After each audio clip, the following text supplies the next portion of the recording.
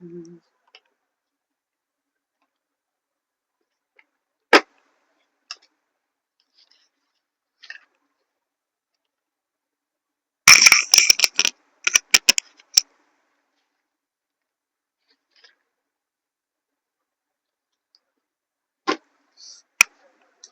हाल है दोस्तों।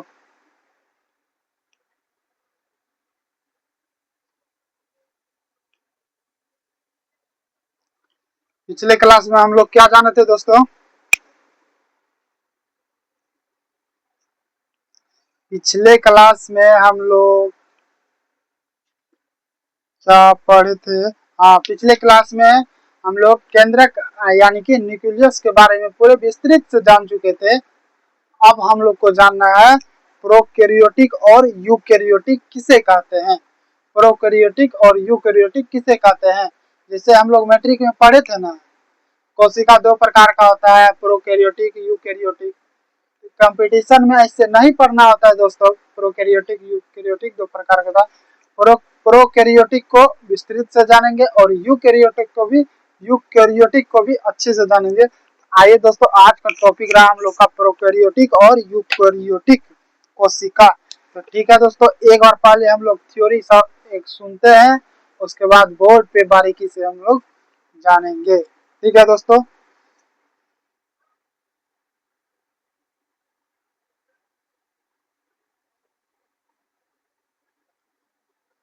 अब तक जितनी कोशिका के बारे में हम लोग को जानकारी हुआ था, टोटल कोशिका जो था विकसित कोशिका के बारे में हम लोग जाने थे। ठीक है। अब तक जितनी कोशिका के बारे में हम लोग जाने थे, टोटल कोशिका को टोटल कोशिका जो है विकसित कोशिका के बारे में जाने थे। विकसित कोशिका ही यूकैरियोटिक कोशिका कहलाती है। विकसित कोशिका ही क्या कहलाता है, यूकैरियोटिक कोशिका कहलाता है। और जो सभी पौधा तथा जंतु में पाया जाता है, यूकैरियोटिक कोशिका जो है, यूकैरियोटिक कोशिका जो है पौधे और जंतु में पाया जाता है। ठीक है। पृथ्वी पर जो जीव पहली बार अवतरित हुए, उनकी कोशिका यूकैरियोटिक की तरह नहीं था। ठीक है। पृथ्वी पर जो जीव पहली बार अवतरित अवतरित मतलब पृथ्वी पर जो जीव पहले बार आया, वह कोशिका जो है, वह कोशिका वह कोशिका यूकैरियोटिक नहीं था। उनमें कई कोशिका संरचना का अभाव था। उनमें कई प्रकार की कोशिका संरचना का क्या था, अभाव था। इस तरह इस तरह के क्रम में विकसित कोशिका को प्रोकैरियोटिक बोला गया। विकसित कोशिका को प्रोकैरियोटिक कोशिका बोला गया। कहा जाता प्रोकैरियोटिक कहा जाता है। जीवाणु में इसी तरह कोशिका पाई जाती है। प्रोकैरियोटिक तथा यूकैरियोटिक मुख्य अंतर है। प्रोकैरियोटिक और यूकैरियोटिक में जो मुख्य अंतर है, पहले इतना चीज हम लोग समझते हैं बोर्ड पे, उसके बाद प्रोकैरियोटिक और यूकैरियोटिक का अंतर हम लोग समझेंगे।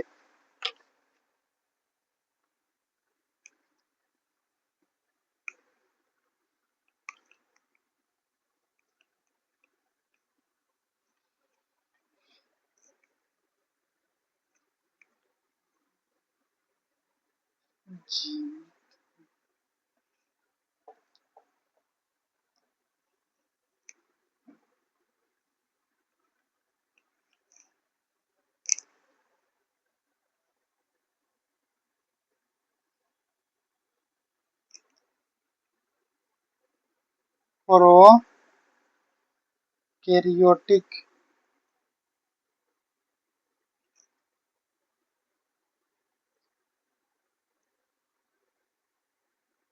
प्रोकैरियोटिक और तथा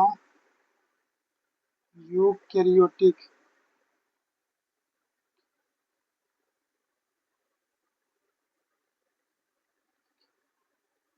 सेल। ठीक है। आज का टॉपिक रहेगा प्रोकैरियोटिक और यूकैरियोटिक।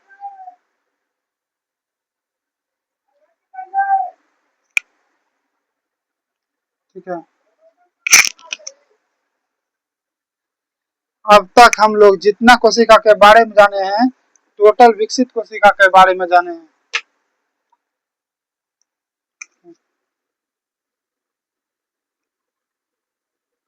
अभी तक हम लोग सिर्फ विकसित विकसित सेल के बारे में जाने हैं। विकसित सेल के बारे में जाने हैं। अब तक हम लोग दोस्तों जितना कोशिका के बारे में जाने हैं सब विकसित कोशिका के बारे में जाने हैं। विकसित कोशिका को यूकेरियोटिक बोलते हैं।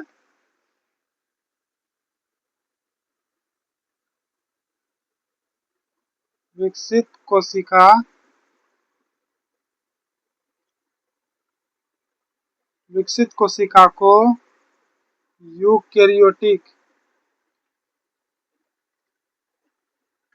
कोशिका को यूकेरियोटिक कोशिका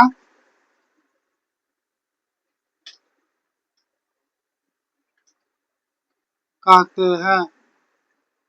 ठीक है, विकसित कोशिका को यूकेरियोटिक कोशिका कहते हैं। ये जो सभी पेड़ तथा जंतुओं में पाया जाता है।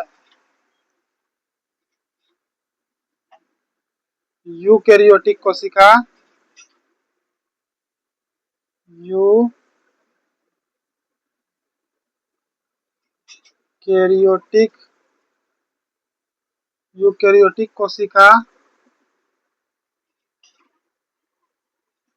यूकेरियोटिक कोशिका पेड़ तथा जंतु में पाया जाता है।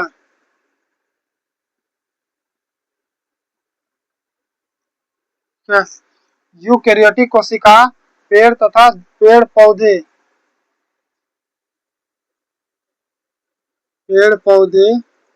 तथा जंतु में पाया जाता है। पेड़ पौधे तथा जंतु में पाया जाता है।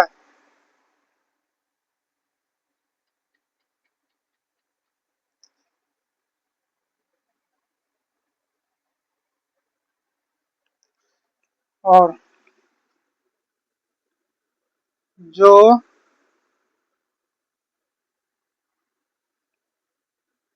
अविकसित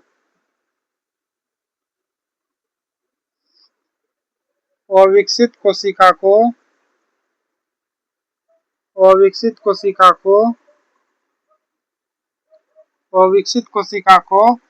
प्रोकैरियोटिक बोलते हैं।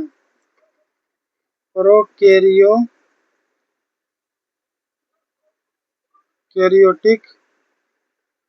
कोशिका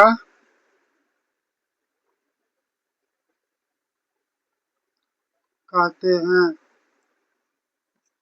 प्रोकैरियोटिक कोशिका कहते हैं।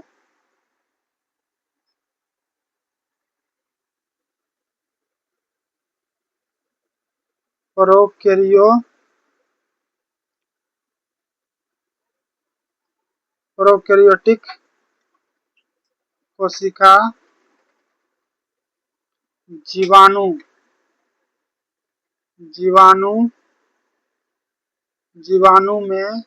जीवाणु या बैक्टीरिया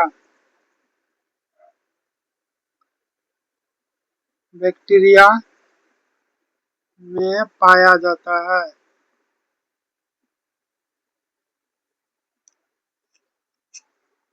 ठीक है दोस्तों, इतना चीज आप लोग अच्छी तरह से समझ गए होंगे। तो आइए एक बार दोस्तों फिर बोर्ड पे हम लोग समझते हैं। ठीक है, प्रोकैरियोटिक और यूकैरियोटिक। अभी तक हम लोग जितने कोशिका के बारे में जाने हैं सब कोशिका क्या था? विकसित कोशिका था। विकसित कोशिका को क्या बोलते हैं? विकसित कोशिका को बोलते हैं यूकैरियोटिक। यू मतलब हम बड़े हैं। हम क्या है? बड़े हैं तो क्या है? विकसित हैं। बड़े हैं तो क्या है? विकसित है। इसीलिए याद रखने का ये ट्रिक है दोस्तों। यू मतलब हम बड़े हैं मतलब विकसित है। हम जब बड़े होंगे तब ना विकसित होंगे दोस्तों। इस तरह याद रखना है कि हम लोग अभी तक जितना कोशिका के बारे में जाने हैं, विकसित कोशिका के बारे में जाने हैं। विकसित कोशिका को क्या बोलते हैं? यूकैरियोटिक कोशिका बोलते हैं। विकसित कोशिका को क्या बोलते हैं दोस्तों? यूकैरियोटिक कोशिका बोलते हैं। यूकैरियोटिक जो है पेड़ पौधा तथा जंतु में पाया जाता है। पेड़ पौधा और जंतु में पाया जाता है यूकेरियोटिक। कैसे पाया जाता है समझिएगा थोड़ा ध्यान से। पेड़ हो गया, जीव जंतु हो गया, उसमें देखिए वृद्धि होता है ना, वृद्धि होता है, वृद्धि होता है, इसलिए वह यूकेरियोटिक कोशिका हो गया। जैसे निर्जीव पदार्थ ले लीजिए, निर्जीव पदार्थ ले लीजिए, ये क्या है, ये इंक का डब्बा है, ये इंक का डब्बा, ये क्या है, निर्जीव पदार्थ है, निर्जीव पदार्थ है ना, इसमें वृद्धि तो नहीं होगा, जितना बड़ा इसका साइज बनाया गया है उतना बड़ा ही रहेगा, इसलिए निर्जीव कोशिका ये क्या होगा, प्रोकैरियोटिक। ये क्या होगा, प्रोकैरियोटिक। एग्जाम्पल के तौर पर हम बता रहे हैं दोस्तों, आप लोग सीरियसली नहीं समझिएगा, ठीक है दोस्तों। तो विकसित कोशिका को क्या बोलते हैं दोस्तों, यूकेरियोटिक। विकसित कोशिका को क्या बोलते हैं, यूकेरियोटिक। और जो विकसित नहीं है उसको प्रोकैरियोटिक, प्रोकैरियोटिक, ठीक है। विकसित कोशिका को हम लोग यूकेरियोटिक कहते हैं। यूकेरियोटिक, यूकेरियोटिक जो है पेड़ पौधा तथा जंतु में पाया जाता है। और विकसित कोशिका यानी कि कम विकसित कोशिका को प्रोकैरियोटिक कहते हैं। प्रोकैरियोटिक कहाँ पाया जाता है, जीवाणु में। प्रोकैरियोटिक कहाँ पाया जाता है, जीवाणु। जीवाणु हिंदी नाम है, बैक्टीरिया इंग्लिश नाम है। जीवाणु हिंदी नाम है और बैक्टीरिया इंग्लिश नाम है, ठीक है दोस्तों, समझ में आ गया। अब इसमें दोनों में अंतर हम लोग समझते हैं, प्रोकैरियोटिक और यूकेरियोटिक में क्या अंतर है।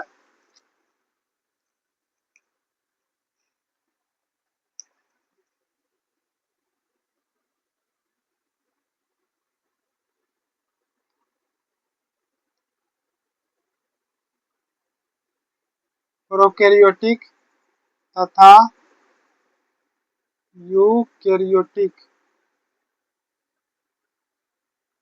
कैरियोटिक सेल, सेल में अंतर।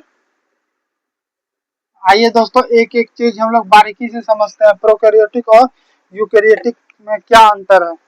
पहले हम लोग एक बार थ्योरी सुनते हैं, उसके बाद हम लोग फिर पढ़ेंगे। प्रोकैरियोटिक जो है प्राचीन एवं कम विकसित कोशिका है। प्रोकैरियोटिक क्या है, पुराना है। प्रोकैरियोटिक पुराना है लेकिन कम विकसित है। प्रोकैरियोटिक क्या है, पुराना है लेकिन कम विकसित कोशिका है। इसका आकार भी छोटा होता है, जबकि यूकेरियोटिक कोशिका जो है, जबकि यूकेरियोटिक कोशिका विकसित कोशिका है, इसका आकार बड़ा होता है, ठीक है। एक साथ प्रोकैरियोटिक लिखते हैं, एक साथ यूकेरियोटिक लिखते हैं, ठीक है।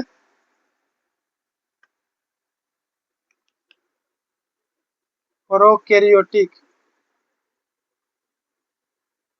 प्रोकैरियोटिक हिंदी ही लिख देते हैं दोस्तों,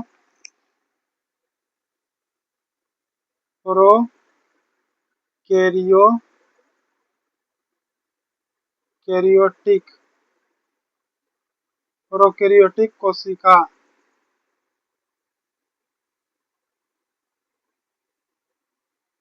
उसका यूकेरियोटिक,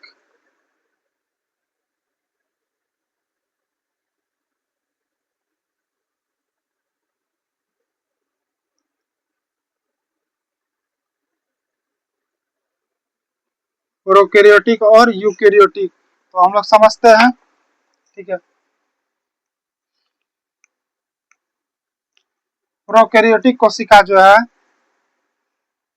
प्रोकैरियोटिक कोशिका जो है यह प्रोटीन, प्रोटीन, प्रोटीन या प्रोटीन तथा, या प्रोटीन से क्या, सॉरी सॉरी सॉरी दोस्तों, सॉरी। पॉइंट नंबर 1, प्रोकैरियोटिक कोशिका जो है यह प्राचीन तथा अविकसित, अविक अविकसित कोशिका है। अविकसित कोशिका, अविकसित कोशिका है, ठीक है। कोशिका है तथा इसका आकार तथा यह तथा आकार छोटा है, इसका आकार क्या है, छोटा है। ठीक है, वहीं पे अब यूकैरियोटिक के बारे में जानते हैं। मार्कर चेंज कर लेते हैं दोस्तों।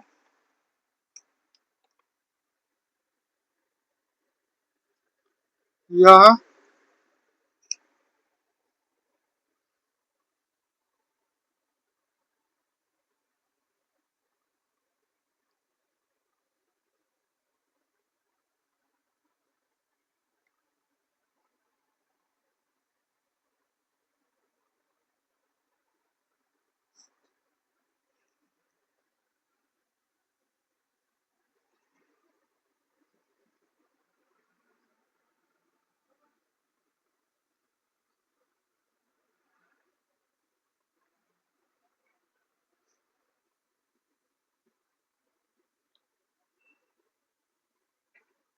ठीक है, प्रोकैरियोटिक कोशिका जो है यह प्राचीन तथा अविकसित कोशिका है तथा इसका आकार छोटा तथा कम विकसित है।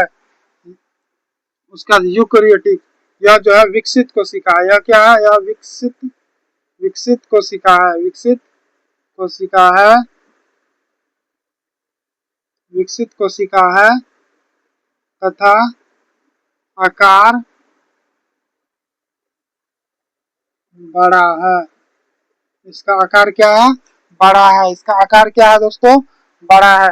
प्रोकैरियोटिक में जो है वास्तविक केंद्रक नहीं पाया जाता है, जबकि यूकैरियोटिक में केंद्रक युक्त पाया जाता है। पॉइंट नंबर दूसरा लिखिएगा दोस्तों। इसमें वास्तविक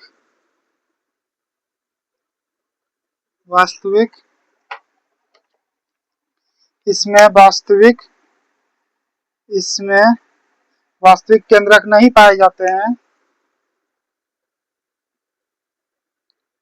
केंद्रक नहीं पाया जाता है, पाया जाता है। ठीक है, दूसरा नंबर पॉइंट में इसमें वास्तविक वास्तविक केंद्रक पाया जाता है।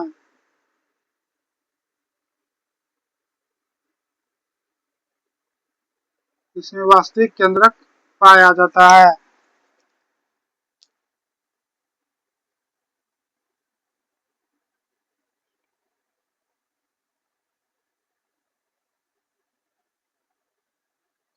प्रोकैरियोटिक कोशिका में दूसरा पॉइंट में लिखिएगा। प्रोकैरियोटिक कोशिका यानी कि इसमें इसमें माइटोकॉन्ड्रिया माइटोकॉन्ड्रिया कॉन्ड्रिया गोल्जी का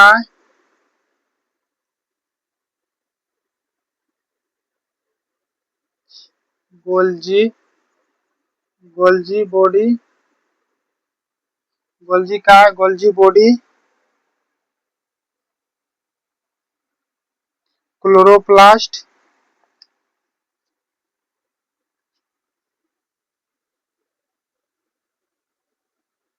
क्लोरोप्लास्ट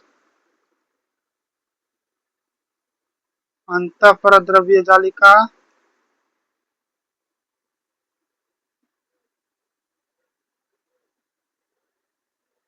अंतःपरद्रव्य जालिका अंतःपरद्रव्य जालिका का अभाव रहता है, का अभाव रहता है, अभाव रहता है। ठीक है,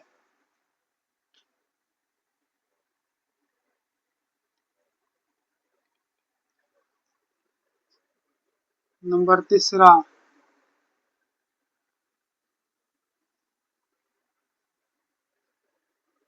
इसमें माइटोकॉन्ड्रिया माइटोकॉन्ड्रिया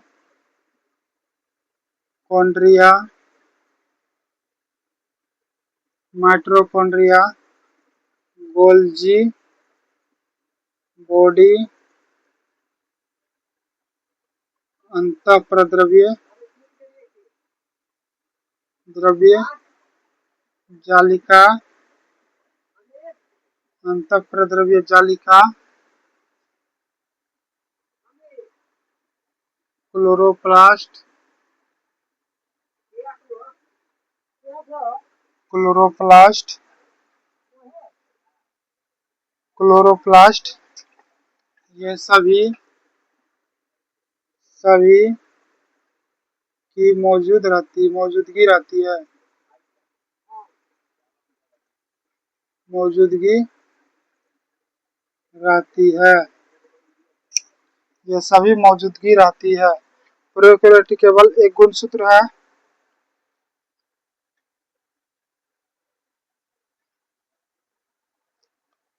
चौथा पॉइंट होगा इसमें केवल एक गुणसूत्र रहते हैं। चौथा पॉइंट इसमें केवल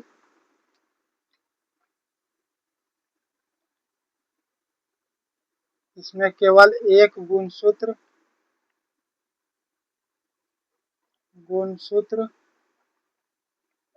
रहता है।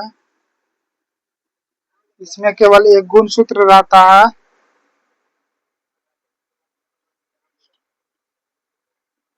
तथा इसके डीएनए में हिस्टोन प्रोटीन नहीं रहते हैं तथा इसके डीएनए में हिस्टोन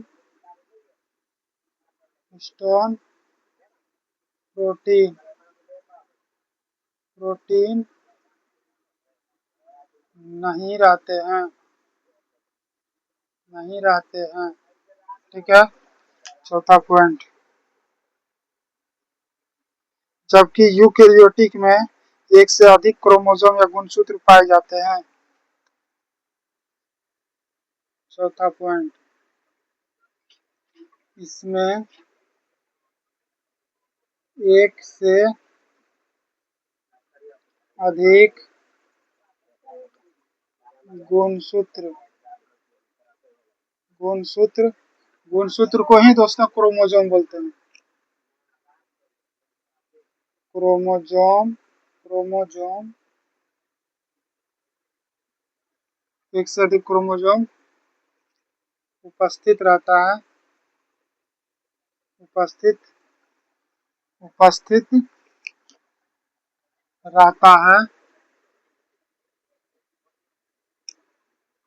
तथा इसके डीएनए में हिस्टोन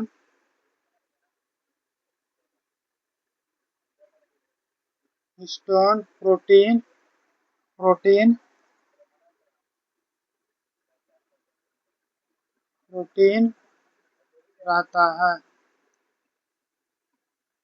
ठीक है, आइए दोस्तों इतना चीज हम लोग समझते हैं। क्योंकि बोर्ड छोटा है इसलिए हम पूरा नहीं लिख पा रहे हैं। ठीक है, आप लोग सपोर्ट कीजिएगा।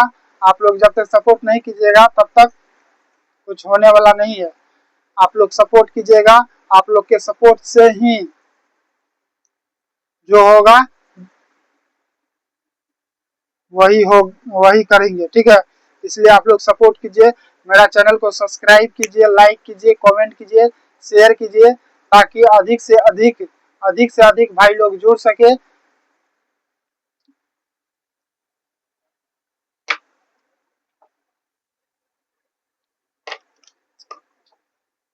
आइए एक बार समझते हैं प्रोकैरियोटिक और यूकैरियोटिक में अंतर। प्रोकैरियोटिक तथा यूकैरियोटिक कोशिका में क्या अंतर, यही चीज में समझ रहे थे दोस्तों। एक तरफ प्रोकैरियोटिक है, एक तरफ यूकैरियोटिक है। तो समझिएगा एक एक पॉइंट से दोस्तों। अगर समझ में नहीं आएगा तो फिर जिंदगी में कभी समझ में नहीं आएगा। ठीक है, इसलिए आप लोग गौर से समझिएगा, गौर से ध्यान दीजिएगा। ठीक है, एक बार में समझ में नहीं आएगा तो 2 बार वीडियो देखिएगा, रिपीट करके देखिएगा, समझ आना है। ठीक है, पॉइंट नंबर पहला देखिए, प्रोकैरियोटिक। प्रोकैरियोटिक को क्या हम पहले बताए थे, प्रोकैरियोटिक और यूकैरियोटिक। प्रोकैरियोटिक जो होता है कम विकसित होता है और उसका आकार क्या होता है, छोटा होता है। वहीं यूकैरियोटिक, यू मतलब हम क्या है, हम बड़े हैं। हम बड़े हैं तो क्या होंगे, विकसित होंगे हम। ठीक, समझिएगा ध्यान से।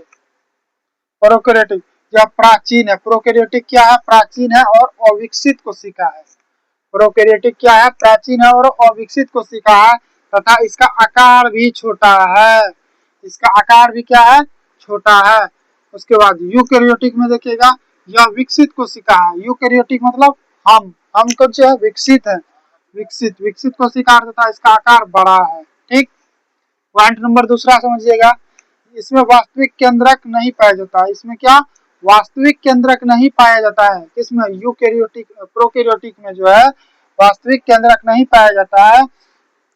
उसके बाद यूकैरियोटिक में वास्तविक केंद्रक पाया जाता है। जिसमें वास्तविक केंद्रक पाया जाता है उसमें डीएनए और आरएनए दोनों पाया जाता है। आगे पार्ट आगे नंबर बताएंगे, आगे अगला पॉइंट हम बताएंगे, आप लोग समझिएगा। ठीक है। इसमें वास्तविक केंद्रक नहीं पाया जाता है। किसमें? प्रोकैरियोटिक में। यूकैरियोटिक में वास्तविक केंद्रक पाया जाता है। ठीक है। प्रोकैरियोटिक में माइटोकॉन्ड्रिया हो गया, गोल्जी बॉडी हो गया, क्लोरोप्लास्ट हो गया, अंतःप्रद्रव्य जालिका। अंतःप्रद्रव्य जालिका को एंडोप्लाज्मिक रेटिकुलम बोलते हैं। जिसमें प्रोकैरियोटिक में इस सब का क्या है? अभाव रहता है, लेकिन नहीं के नहीं रहता है, इसमें नहीं रहता। वहीं पे यूकैरियोटिक में माइटोकॉन्ड्रिया रहता है, गोल्जी बॉडी रहता है, अंतःप्रद्रव्य जालिका रहता है,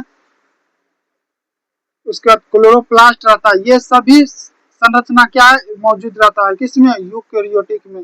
यूकैरियोटिक जब विकसित है दोस्तों, विकसित है, बड़ा है, तो बड़ा है तो उसमें सभी प्रकार की संरचना क्या रहेगा? मौजूद रहेगा। इसलिए माइटोकॉन्ड्रिया, गोल्जी बॉडी, क्लोरोप्लास्ट, ठीक है, उसका अंतःप्रद्रव्य जालिका सब मौजूद है। ठीक है। उसके बाद चौथा पॉइंट देखिएगा, चौथा पॉइंट, इसमें केवल एक गुणसूत्र पाया जाता है। इसमें केवल एक गुणसूत्र पाया जाता है। किसमें? प्रोकैरियोटिक में केवल एक गुणसूत्र पाया जाता है, क्योंकि प्रोकैरियोटिक कम विकसित है, इसलिए इसमें एक गुणसूत्र पाया जाता है, एक गुणसूत्र पाया जाता है। इसलिए इसमें इसलिए इसमें इसलिए इसके डीएनए में हिस्टोन प्रोटीन नहीं पाया जाता है। जिसमें एक गुणसूत्र रहेगा दोस्तों, उसमें हिस्टोन प्रोटीन नहीं रहेगा। इसलिए याद रखिएगा, जिसमें जिसमें एक गुणसूत्र रहेगा उसमें हिस्टोन प्रोटीन नहीं रहेगा, क्योंकि उसमें क्योंकि उसमें क्योंकि वह जो है विकसित नहीं है, क्या? अविकसित है। ठीक है। उसी प्रकार यूकैरियोटिक में एक से अधिक गुणसूत्र है। यूकैरियोटिक में एक से अधिक गुणसूत्र है। गुणसूत्र का दूसरा नाम क्या है? क्रोमोसोम। गुणसूत्र का दूसरा नाम क्या है? क्रोमोसोम उपस्थित रहता है तथा इसमें डीएनए का में इसके डीएनए कहाँ रहता है दोस्तों? आरएनए कहाँ रहता है? आप लोग कमेंट में बताइएगा ये चीज। डीएनए में हिस्टोन प्रोटीन की मौजूद रहता है, हिस्टोन प्रोटीन मौजूद रहता है। तो आशा करते हैं दोस्तों इतना चीज आप लोग को अच्छी तरह से समझ में आ गया होगा।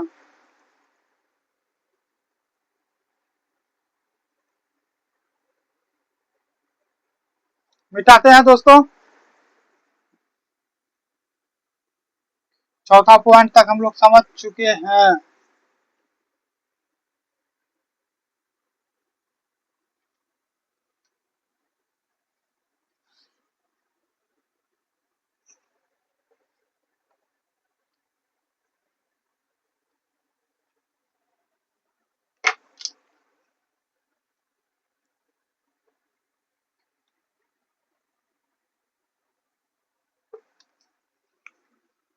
पांचवा पॉइंट में है, इसमें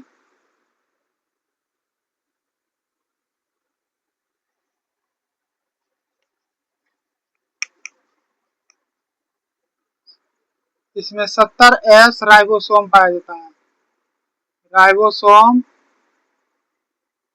पाया जाता है।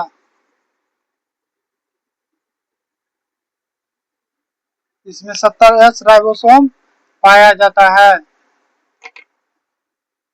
इसमें पॉइंट नंबर कितना होगा दोस्तों? 5 होगा ना? हाँ, पॉइंट नंबर 5।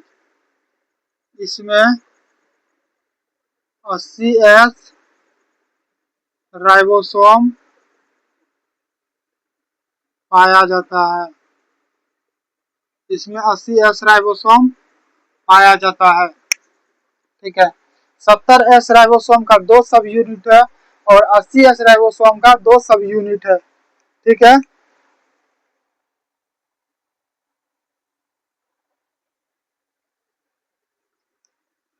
सत्तर एस राइबोसोम का 2 सब यूनिट है, 30S और 50S। ठीक है, उसी प्रकार 80S राइबोसोम का 2 सब यूनिट है, 40S और 60S। ठीक है, ये 2 सब यूनिट है, 40S और 60S। 605 नहीं है दोस्तों, 60S एस एस, ये वाला ABCD वाला एस है। ठीक,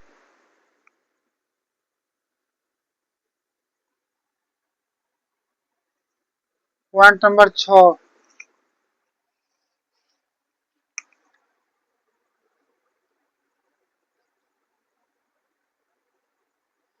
प्रोकैरियोटिक में केंद्रिका नहीं होता है। प्रोकैरियोटिक में जो है इसमें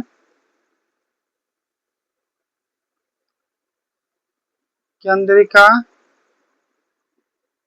नहीं रहता है, प्रोकैरियोटिक में केंद्रिका नहीं रहता है, जबकि यूकैरियोटिक में केंद्रिका केंद्रिका रहता है।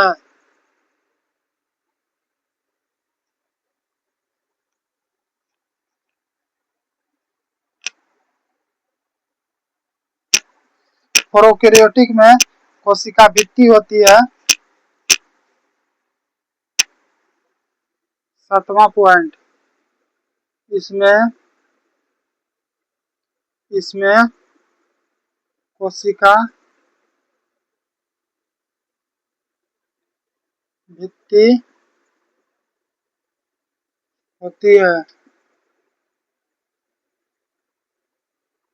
प्रोकैरियोटिक में कोशिका भित्ति होती है, परंतु सेलुलोज की नहीं होती है। सेलुलोज की नहीं होती है, सेलुलोज की नहीं होती है, सेलुलोज की नहीं होती है। यूकैरियोटिक यूकैरियोटिक की कोशिका भित्ति सेलुलोज की बनी होती है।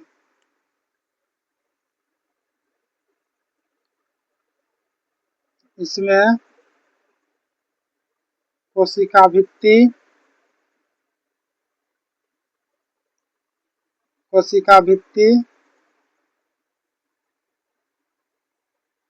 सेलुलोज की बनी होती है, बनी होती है। ठीक है दोस्तों, एक बार समझ लीजिए बोर्ड पे, उसके बाद